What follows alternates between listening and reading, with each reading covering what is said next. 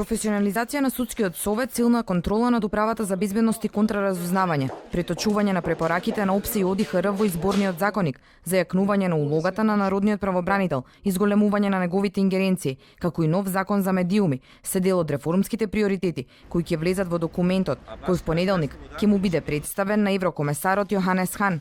Од владата велат дека најмногу внимание се посветува на работата на УБК и на реформите во судството.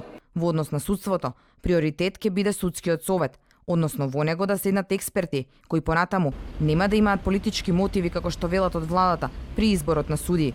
Народниот правобранител треба да добие повеќе механизми за да се почитуваат неговите препораки, а собранието засилена контрола на УБК, Агенцијата за разузнавање и следењето на комуникациите. Дел од овие реформи ќе бидат само отворени и ставени на јавна расправа, за дел направени законски измени. За другите пак ќе се чека и ставот на експертите на Прибе, но според проекциите за година и пол треба се да биде спроведено. Конкретен акцијски план очекува и невладиниот сектор. Тоа му го кажале дел од нив и на вчерашната средба со премиерот Зоран Заев, а дел од невладините понудили решенија за операционализација на сите барања кои ги достави Прибе. Јас очекувам подобар документ.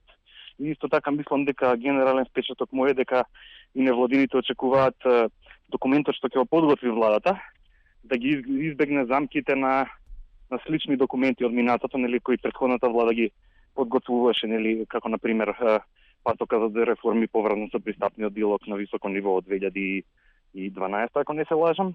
Тогаш имаше премногу, не беше насочен документот на резултати, туку беше насочен, нели, како една вежба, нели, да се штиклираат само некои работи што не беа суштински, бараме суштина.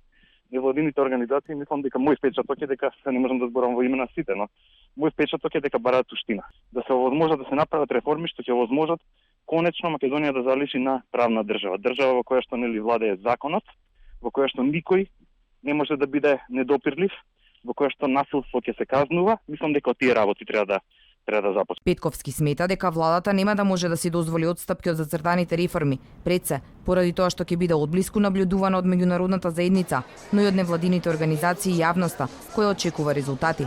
Токму тоа доцна синоќа го порачи еврокомесарот во пресред на доаѓањето во Скопје. Новата влада, заедно со опозицијата, треба да се фокусира на спроведувањето на итните реформски приоритети и на целосно спроведување на договорот од Пржино, со цел да се врати земјата на патот кон интеграцијата во Европската унија.